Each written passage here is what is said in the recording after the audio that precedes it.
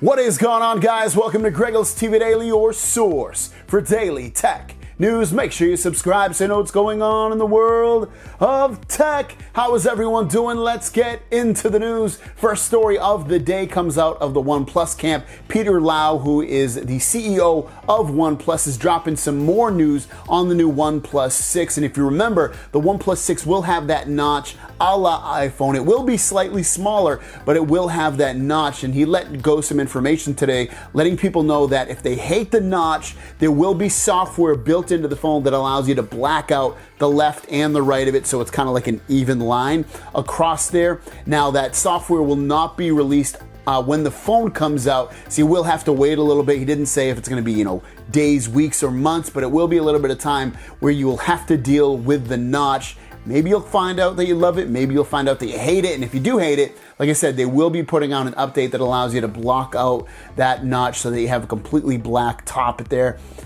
I think that's a great idea in terms of if you're going to have the notch, at least give the people the opportunity to block it out and make it look like a normal phone would or a traditional type smartphone at this point. But that's the news so far for the OnePlus 6. And our last story of the day comes out about the new iPhones that'll be out in the next 2 or 3 years. And Mark Gurman of Bloomberg was saying that he expects Apple to release software that allows you to do gestures without even touching the phone, meaning you'd be so close to your phone, kind of like you can do with the S Pen for the Note, where you would just, slide your finger over the phone, never touching the screen, and it would be able to go to an app or, close the window or go the home screen or whatever it needs to do, all with just airless, touchless gestures. That's amazing. And I guess he's saying that Apple's doing this because they want to differentiate themselves from everybody else, because everybody else, you have to touch the phone. It looks like Apple's working on that technology that would allow them